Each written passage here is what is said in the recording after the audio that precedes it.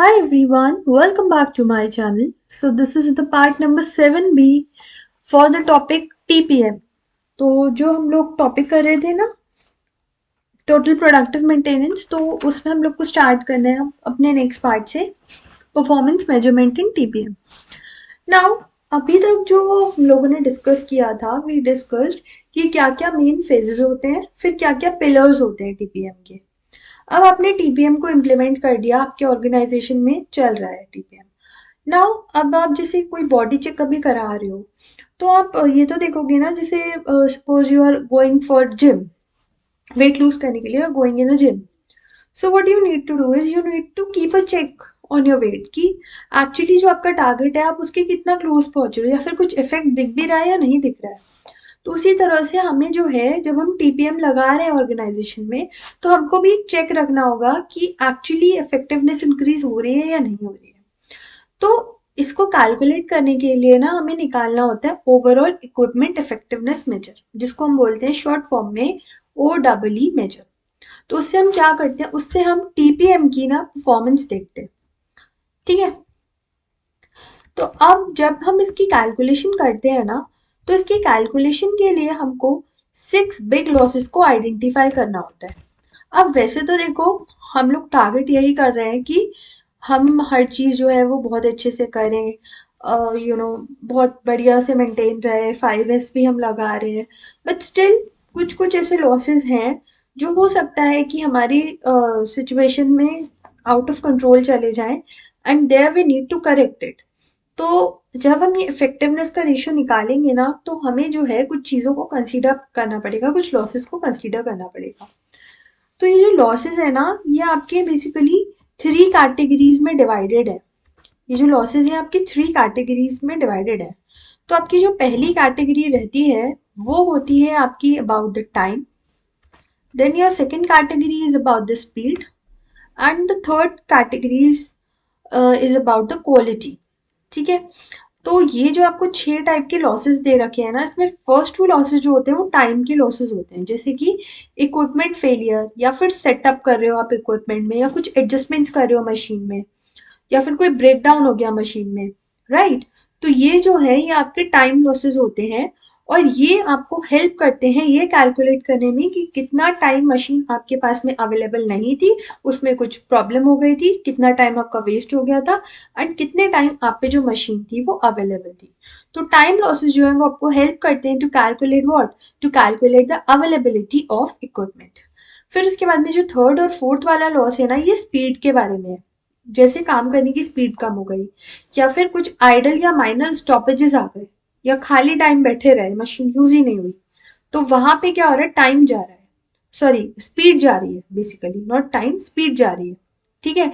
Reduced speed में क्या हो गया, स्पीड मतलब कम हो गई, एंड आइडलिंग या माइनर स्टॉपेजेस में भी एक तरह से इक्विपमेंट की स्पीड ही कम हुई है.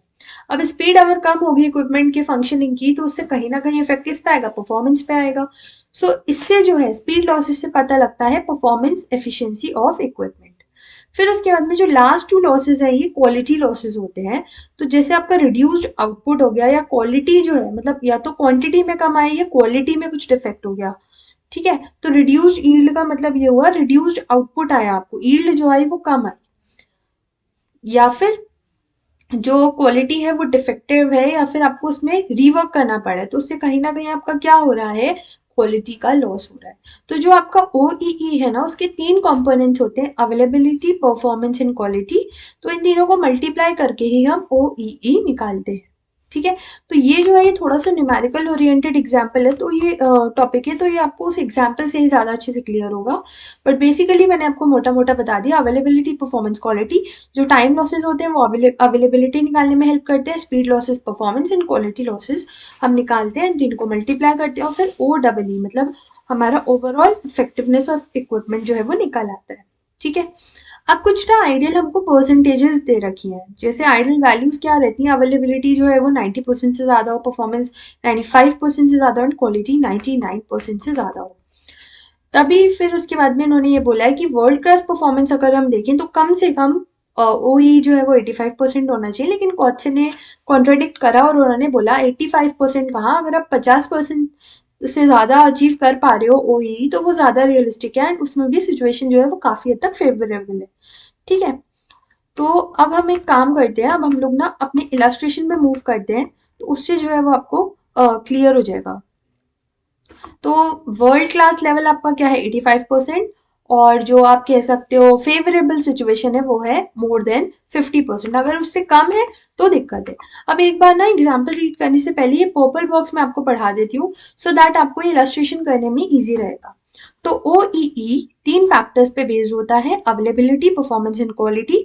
और हम क्या क्या कंसीडर करते हैं, वो सारे लॉसेस हम कंसीडर करते हैं। ठीक है, अब जो कैलकुलेशन है वो कैसे निकालते हैं, तो अवेलेबिलिटी जो होता है ना उसका फॉर्मूला होता है operating time upon plan production time into 100। अब जो अवेलेबिलिटी है वो रिलेटेड होती है आपके टोटल स्टॉपेज टाइम में, जो कि unscheduled down time, process setup and change overs and other unplanned stoppages से डिटरमाइन होता है। तो ऑपरेटिंग टाइम कौन सा टाइम हुआ, ऑपरेटिंग टाइम वो टाइम होता है कि एक्चुअली किस टाइम पे कितने टाइम तक काम हुआ है या फिर एक्चुअल कितना टाइम लगा है। ठीक है, so it is the ratio of operating time to the plan production time and takes into consideration the theoretical production time against which unplanned downtime is highlighted. So basically ना ये वाली जो complicated सी lines है इनका ये मतलब है कि एक तो होता है आपका प्लान्ड डाउन टाइम, एक होता है आपका अनप्लान्ड डाउन टाइम। तो जैसे कि सपोज लंच ब्रेक है, रेस्ट के लिए आप ब्रेक दे रहे हो, या फिर आप कुछ शिफ्ट में चेंजेस कर रहे हो, या फिर क्लीन अप कर रहे हो, तो ये सारे क्या होते हैं, ये आपके प्लान्ड टाइम लॉसेस होते हैं। आप कह सकते हो प्लान्ड डाउन टाइम है कि इतना तो होना ही होना है।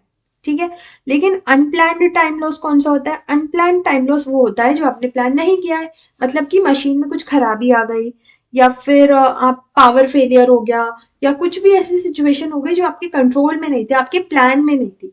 जो हम प्लान्ड मेंटेनेंस वाला एक फेज जो पिलर देखते हैं, तो उसमें हम वैसे तो हर चीज प्लान करते ही हैं, लेकिन फिर भी इतनी प्लानिंग करने के बाद में भी देयर इज ऑलवेज समथिंग और the other thing left that is not in our control. तो वो चीज जो होती है वो अनप्लान्ड होती है। ठीक है, तो हम प्लान्ड प्रोडक्शन टाइम में ना क्या करते हैं, जैसे सपोज हमने सोचा कि 4 घंटे टोटल है, 4 घंटे टोटल में हम 1 घंटे का जो है वो ब्रेक लेंगे, तो 3 घंटे हमारे क्या हो गए प्लान्ड प्रोडक्शन टाइम। जैसे आप ही पढ़ने बैठे, आपने सोचा दैट मैं 2 आवर्स पढ़ूंगा, हाफ आवर का ब्रेक लूंगा। ठीक है, so your planned production time is what, your planned production time is 2 minus 0.5, that is 1.5। ठीक है ना, तो ये तो हो गया आपका प्लान्ड प्रोडक्शन टाइम।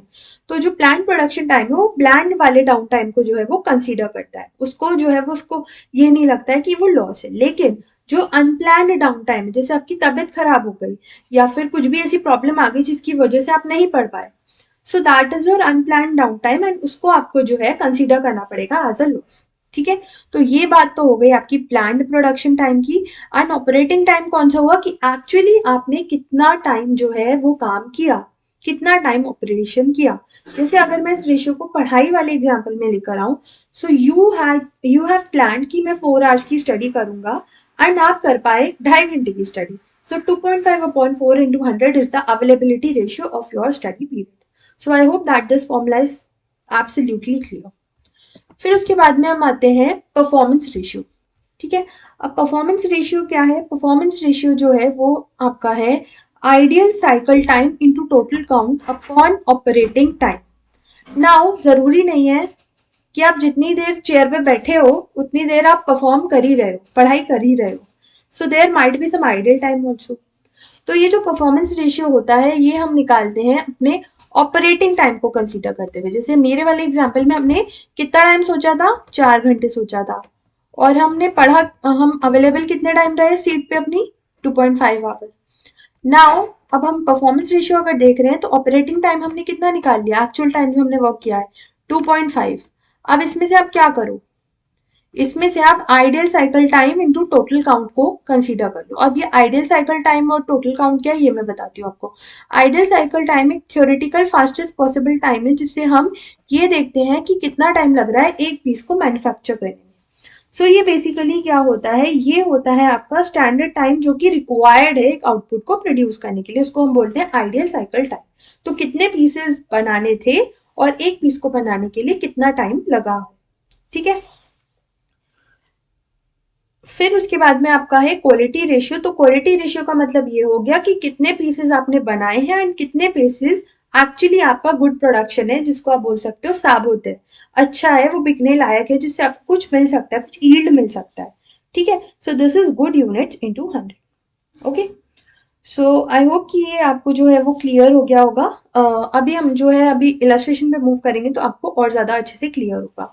तो ये आपका क्या हुआ, ये आपका बेसिकली हुआ for sorry planned production time, मतलब कितना आपको लग रहा है कि प्लान्ड प्रोडक्शन टाइम है और कितना आप एक्चुअली काम कर पाए उतना घंटा। ठीक है, देन उसके बाद में यहाँ पे एक्चुअल टाइम में आपने कितना परफॉर्म किया। जैसे आपने सपोज यहाँ पे काउंट में हम ले सकते हैं, हमने 2.5 घंटा सोचा हम पढ़ेंगे, एंड क्वेश्चंस का हम कर सकते हैं कि जैसे हमको यू नो 5 क्वेश्चंस करने में 20 मिनट्स लग रहे हैं। ठीक है, तो इसका मतलब एक क्वेश्चन करने के लिए कितने मिनट लगने चाहिए, 4 मिनट लगने चाहिए। ठीक है, तो इस तरह से जो है वो आप अपना निकालोगे कि अगर आपको एक क्वेश्चन करने के लिए 4 मिनट लग रहे हैं तो आपको 2.5 घंटे में कितने क्वेश्चन हो जाना चाहिए, तो वहां से आपका जो है वो परफॉर्मेंस रेशियो आएगा। फिर उसके बाद में टोटल काउंट और गुड काउंट, ये आप कह सकते हो कि जैसे कितना जो है, मतलब ये क्वालिटी रेशियो तो आप एक तरह से उसी में ही सोचो ना कि कितना क्वालिटी स्टडी आपका हुआ। जैसे क्या आपने वो पढ़ा जो बहुत अच्छा वेटेज आपको दे रहा है, अगर मैं इसको स्टडी से रिलेट करूं, जो अच्छा वेटेज दे रहा है, एंड क्या आपने ऐसा पढ़ा जिसका बहुत ही कम वेटेज है। जैसे आपने कर तो बहुत सारे चैप्टर्स लिए बट वो आते जो है वो 5-6 नंबर के ही आते हैं, लेकिन ऑन दी अदर हैंड अगर आपने ऐसे जो चैप्टर्स हैं जो बहुत अच्छे अच्छे वेटेज के हैं वो करे हैं कवर, तो that will be more qualitative study. ठीक है, तो अगर मैंने आपको ये रियल लाइफ सिचुएशन से भी थोड़ा सा कनेक्ट करके बता दिया, बट अगर मैं इसको फैक्ट्री ओरिएंटेड करके सोचूं तो अभी हम जो इलस्ट्रेशन है ना उससे इसको क्लियर कर लेंगे। ठीक है, तो इस तरह से जो है ये आपकी ये तीनों निकलते हैं, और ए इंटू पी इंटू क्यू से आपका क्या निकल आता है, टीपीएम निकल आता है। अब मैं एक बार ना इस इलस्ट्रेशन से आपको ये समझा दूं तो ये आपको अच्छे से क्लियर हो जाएगा। सो इलस्ट्रेशन नंबर 2 क्या बोलता है, इलस्ट्रेशन नंबर 2 ये बोलता है कि जो कीवी लिमिटेड है वो मैन्युफैक्चर कर रहा है स्पेयर पार्ट्स, एंड इसको जो है हाई वॉल्यूम बेस्ड जो है स्पेयर पार्ट्स ही मैन्युफैक्चर करता है। ठीक है, अब जो कंपनी है उसने टीपीएम लगाया है जिससे वो मेंटेन करे और इम्प्रूव करे इंटीग्रिटी मैन्युफैक्चरिंग प्रोसेस की। बहुत सारे उसने ऑटोमेटेड मैन्युफैक्चरिंग मशीन्स भी लगा रखी हैं अपने प्लांट में, और इस तरह से वो मार्केट को सर्व करता है। नाउ एक 12 hour shift, now this is important, ये जो कुछ कुछ लाइन्स हैं ये इंपॉर्टेंट है हमारे कैलकुलेशन के लिए। अभी मैं बताऊंगी आपको कैसे, तो इसके लिए हम ये वाला पेन ले लेते हैं। सो 12 आवर की एक शिफ्ट है। ठीक है, और एक शिफ्ट में 15 मिनट के ये लोग 3 ब्रेक लेते हैं, और 10 मिनट का क्लीन अप पीरियड है। तो ये हमारा क्या है, ये हमारे प्लान्ड ब्रेक्स हैं, इतना तो हमें लेना ही है। तो 12 घंटे का मतलब क्या हो गया, 12 घंटे का मतलब हो गया 720 मिनट्स, राइट। 720 मिनट्स हो गया। 720 मिनट्स में आपने 3 तो ब्रेक ले लिए 15-15 मिनट के, और आपने एक क्लीन अप ब्रेक ले लिया, तो उससे आपका क्या निकल आया, प्लान्ड प्रोडक्शन टाइम निकल आया। ठीक है, अच्छा, अब यहाँ पर हुआ क्या, प्रोडक्शन स्केड्यूल में एक साइकिल जो है वो 10 सेकेंड की है, जो स्पेयर पार्ट्स मैन्युफैक्चर है वो 3360 है, इतना जो है ये स्क्रैप हो गया। अनप्लान डाउन टाइम जो हो गया वो 36 मिनट्स का हो गया। अब आपको बताना है OEE, तो इसके लिए हम निकालेंगे ए, फिर हम निकालेंगे परफॉर्मेंस, एंड देन हम निकालेंगे क्वालिटी। तो हम अवेलेबिलिटी कैसे निकालेंगे, अवेलेबिलिटी रेशियो, तो ये देखिए आ गया 665 जो मैंने ऊपर कैलकुलेट करा था। अब 665 में हमें अवेलेबिलिटी रेशियो में हमने सोचा था कि हम 665 मिनट्स काम करेंगे, लेकिन कुछ अनप्लान्ड डाउन टाइम भी हो गया 36 मिनट का, ये हमने प्लान नहीं किया था, ये हमारे ना ब्रेक में आ रहा था ना क्लीन अप में आ रहा था, तो ये हमारा वेस्ट हो गया इतना टाइम। तो ये कितना हो गया आपका अवेलेबिलिटी रेशियो 94.59। अगर ये नहीं होता ना तो यहाँ 100% अवेलेबिलिटी रेशियो आता कि जितना टाइम हमने सोचा था उतना टाइम हम अवेलेबल रहे। अब उसके बाद में हम परफॉर्मेंस में क्या देखते हैं कि जितना टाइम हम अवेलेबल रहे हैं, मतलब कि 665 माइनस 36, तो एक्चुअल हमारा टाइम कितना हुआ 629 को हम यहाँ कंसीडर करेंगे। तो हम जितना अवेलेबल रहे हैं उसमें हमने कितना प्रोडक्शन किया है। अब अगर हम यहाँ देखें स्टैंडर्ड टाइम, अगर हम देखें तो स्टैंडर्ड टाइम इन्होंने क्या बोला है, स्टैंडर्ड टाइम इन्होंने बोला है 10 सेकेंड्स की एक साइकिल है, और स्पेयर पार्ट जो मैन्युफैक्चर हुए हैं वो 3360 के हैं। ठीक है, सो मतलब कि इन्होंने ये बोला कि जो स्टैंडर्ड टाइम है वो 10 सेकेंड्स का है, ठीक है। अब 10 सेकेंड्स का है तो हम जो है मिनट वाले बेसिस पे कर रहे हैं ना कैलकुलेशन, तो इसलिए हम 10 सेकेंड्स को मिनट्स में अगर कन्वर्ट करेंगे तो 10/60 हो जाएगा। तो आपको जो है, आपको एक पार्ट बनाने में 10 सेकंड लग रहे हैं, तो 3360 पार्ट्स बनाने में आपको कितने लगेंगे? 3360 पार्ट्स बनाने में आपको 33600 सेकंड लगेंगे। उसको अगर हम मिनट्स में कन्वर्ट कर ले तो ये आ जाएगा आपका 560। अगर बच्चों को वो हो रही होगी, कुछ बच्चों को कंफ्यूजन, तो 1 मिनट रुको, मैं आपको करके बताती हूँ ये कैलकुलेशन।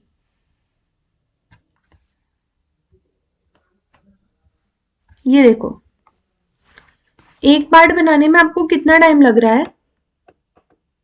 यहाँ से देखो, इन्होंने दे रखा है कि एक साइकिल जो है वो 10 सेकंड की है, और स्पेयर पार्ट्स आपने कितने मैन्युफैक्चर करे हैं? 3360।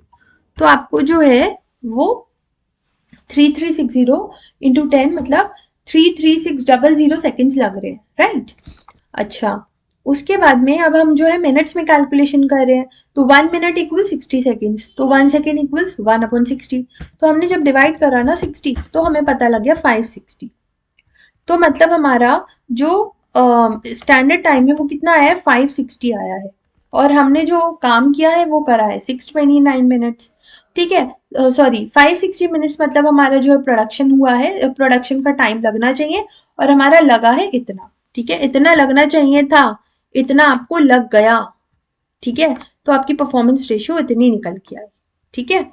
तो ये चीज है, अगर आपको यहाँ पे कम लगता तो आपका ये बढ़ जाता परफॉर्मेंस रेशियो। मतलब कि जैसे एक क्वेश्चन को करने में हमारे वाले एग्जाम्पल में अगर 4 मिनट लग रहे थे, ठीक है, एक क्वेश्चन को करने में 4 मिनट लग रहे थे, तो हमारे पे थे 2.5 आवर्स, या चलो हम कंसीडर कर लेते हैं कि एक क्वेश्चन को करने में आपको 4 मिनट लग रहे हैं, और हम जो है वो 1 घंटा पढ़ाई कर रहे हैं, ठीक है। हम जो है वो 60 मिनट्स पढ़ाई कर रहे हैं। सो 4 minutes equals 1 question, so 1 minute equal 1/4.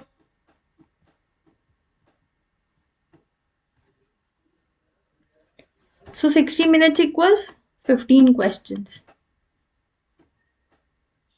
तो 15 क्वेश्चन आपके हो जाने चाहिए थे, ठीक है। तो इसका मतलब यही हुआ कि परफॉर्मेंस रेशियो आपका कितना है। या फिर आप इस एग्जाम्पल को ऐसे समझो दैट आपको करने थे 15 क्वेश्चंस, ठीक है।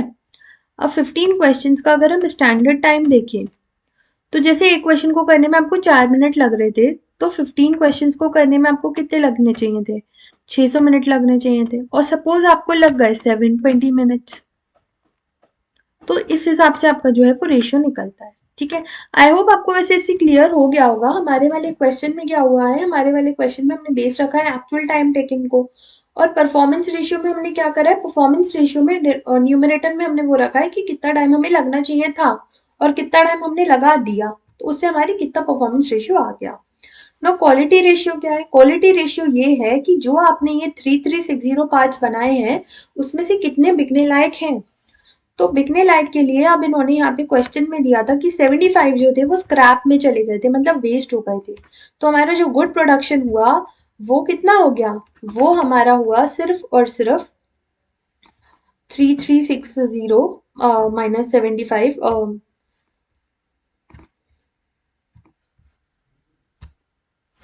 सो 3360 माइनस 75, 3285 का, राइट। तो 3285/3360 मतलब क्वालिटी रेशियो, ठीक है। अब हम क्या करेंगे, अब हम इसको मल्टीप्लाई कर देंगे इन तीनों को, इन तीनों रेशियोज को, एंड उससे हमारी आ जाएगी 82.34%। तो ये हमारी आ गई OEE, मतलब ऑपरेटिंग इक्विपमेंट इफेक्टिवनेस। अब हमें इस पे कमेंट करना है।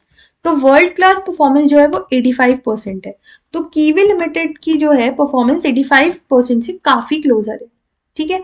तो कंपनी को क्या करना चाहिए, अगर वर्ल्ड क्लास परफॉर्मेंस तक पहुंचना है, थोड़ा सा उसको जो है वो और इम्प्रूवमेंट की जरूरत है, जिससे वो 85% तक पहुंच जाए। अगर हम इंडिपेंडेंटली बात करें रेशियोज की, तो अवेलेबिलिटी रेशियो जो है वो है 94.5%, और जो आइडियल वैल्यू हमारी इसकी थी 90% की, तो अवेलेबिलिटी रेशियो तो बहुत अच्छा है हमारा। लेकिन अगर हम परफॉर्मेंस और क्वालिटी की बात करें तो ये होना चाहिए था परफॉर्मेंस वाला 95% से ज़्यादा, और क्वालिटी 99% से ज़्यादा। तो वो चीज़ यहाँ पर नहीं हो पाई है, उसमें ये जो कंपनी है वो फेल हो गई है। ठीक है, तो ये जो है ये कमेंट हमने बता दिया ओवरऑल भी एंड इंडिविजुअली भी। Now let's come to the last part of this topic, that is connection between TQM and TPM. तो TQM और TPM में quality maintenance and production maintenance, productive maintenance में क्या जो है कनेक्शन है। तो टीपीएम और टीक्यूएम दोनों ही क्या करते हैं, दोनों का ही टारगेट रहता है कि कॉस्ट को रिड्यूस करो, कस्टमर को ज्यादा से ज्यादा सेटिस्फाई करो और लीड टाइम जो है उसको स्लैश करो। देन इन्वॉल्वमेंट रखता है ये वर्कर्स का सारे ही फेजेस पे। दोनों ही प्रोसेसेस जो है वो ट्रेनिंग और एजुकेशन को डील करते हैं। टीपीएम और टीक्यूएम जो है वो बहुत ज्यादा टाइम लेते हैं ये देखने के लिए कि कैसे जो है हम सस्टेन टैंजिबल बेनिफिट्स ले सकते हैं। और जो है इनका कमिटमेंट रहता है, इसमें कमिटमेंट जो है दोनों में ही टॉप मैनेजमेंट का कमिटमेंट बहुत ज्यादा जरूरी है, क्योंकि अगर टॉप मैनेजमेंट ही इन्वॉल्व नहीं होगा तो वो ऑर्गेनाइजेशनल लेवल पे इम्प्लीमेंट नहीं हो पाएगा। So this was all about the total productive maintenance TPM. I hope कि आप लोगों को ये क्लियर हुआ हो। कोई भी अगर ऐसा पार्ट हो ना जो आपको क्लियर नहीं हुआ हो तो आप जो है आप मेरे को कमेंट करके बता सकते हो and I will try my best कि मैं उसको आपको क्लियर कर पाऊँ। ठीक है, so I am ending this video here and हम लोग फिर नेक्स्ट वीडियो से, वीडियो नंबर 8 से अपना सेल्युलर मैन्युफैक्चरिंग एंड फिर उसके बाद में हम अपने लास्ट कुछ टॉपिक्स पे बढ़ेंगे। And then what I'll do, I'll give you the links on my Telegram channel about the case studies and numericals. तो उसके साथ में ये चैप्टर फिर वाइंड अप हो जाएगा। ठीक है, सो ending the video here and अगर सच में हेल्पफुल हो ये वीडियोस तो do share them. Thank you.